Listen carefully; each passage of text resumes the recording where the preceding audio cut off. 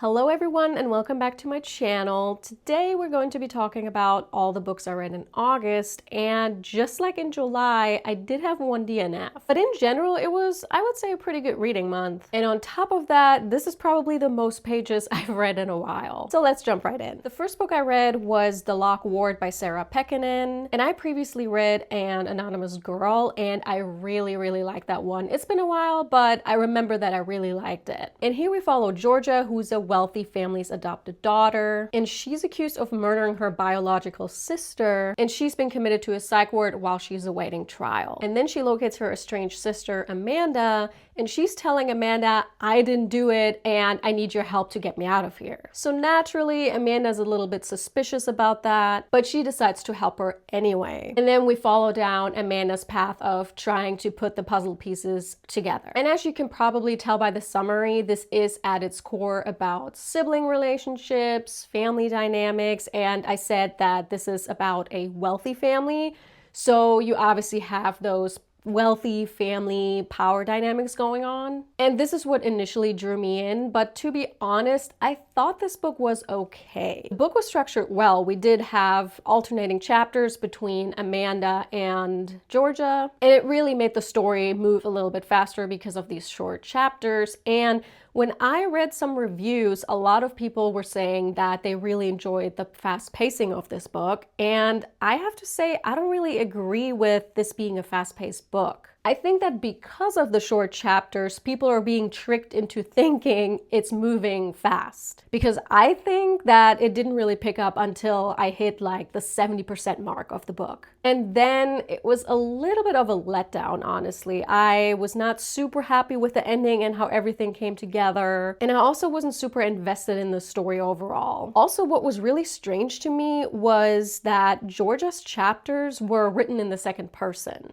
And I found that to be super distracting. And in general, I just really caught myself rushing through Georgia's chapters because I was a little bit more interested in Amanda's side of the story. And I would recommend it if you like family secrets, sprinkled in with a little bit of like political power play. And then I read We're All Guilty Here by Karin Slaughter, and for this I have a full review up on my channel, so definitely check that out. But I really like this book. And this is actually a new series by Karin Slaughter, so this is the first one in the North Fall series. And what happens in here is that during 4th of July festivities, 2 teenage girls go missing. And then we follow Emmy, who's investigating the whole case, and she's finding out that there's a lot the town is hiding. But yeah, I gave it 4 stars. I thought it was a little bit long. I know that's typical Karin Slaughter fashion, but I really enjoyed it. And I was rooting for Emmy the entire time. Then I read The 4 Winds by Kristin Hannah, and this was actually my very first Kristin Hannah book, and I was not disappointed. I loved it. And going to school in Germany, I was not super familiar with the Dust Bowl era. Of course, I knew what the Great Depression was, but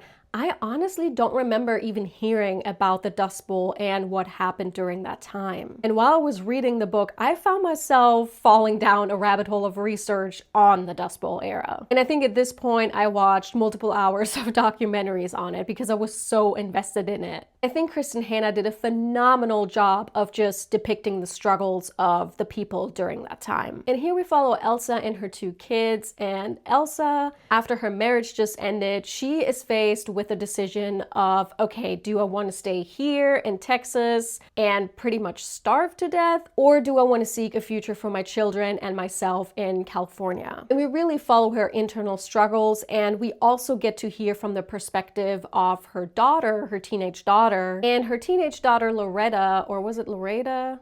Can't remember now, is certainly one of the most stubborn and headstrong teenagers I've read in a while, if not ever. The relationship between the mom and the daughter evolves over time, and I thought it was very well developed. And yeah, she was a little bit insufferable at times too, but number one, she's a teenager. And number 2, these were some really trying times, so I think we need to give her a little bit of grace. And I also partially listened to this on audiobook, and I highly recommend you listen to the audiobook as well.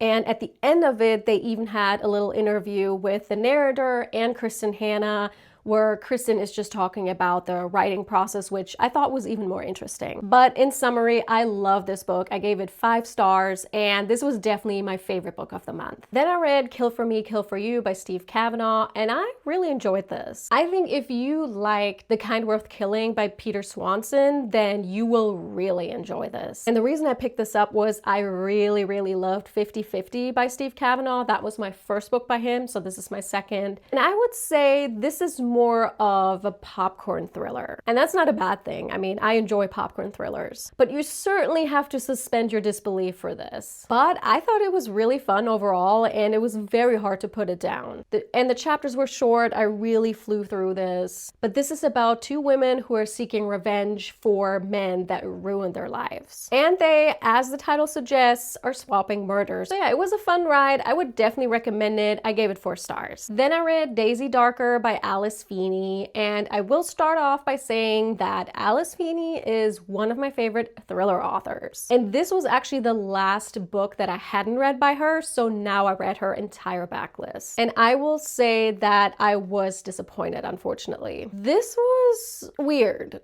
And honestly, a little bit messy, if that makes sense. It felt a little bit all over the place and not super structured. And the flashbacks in here just kept going on forever. And I was just thinking, can we just get to the point already? Now, her writing, I have absolutely no complaints about. That's one of the reasons why she's one of my favorite authors. I love her writing style. Also, I think this is a great book to read during Halloween season because this actually takes place during Halloween. Also, if you don't know what this is about, this is basically And Then There Were None by Agatha Christie, but with an Alice Feeney twist. And it was certainly atmospheric. I enjoyed that as well, but the ending, I don't know, it just didn't work for me. I gave it 3 stars. And then I started reading Mansion Beach. However, this was unfortunately a DNF for me. I started reading a physical copy from my library first, and I couldn't really get into it, so I figured, all right, let's just try it on audio. So I did, but unfortunately that didn't do it for me either. I just caught myself being so bored and just zoning out. I think I made it through maybe 30 or 40%, and then I called it quits. So if you like this, sorry, but it did not work for me. Then I read Don't Let Him In by Jewell, and I have a full reading vlog up on my channel that I just uploaded, so definitely check that out if you're interested. But this book was also just okay for me. I think this shouldn't be classified as a thriller in my opinion. To me, it was more domestic drama. Because for me,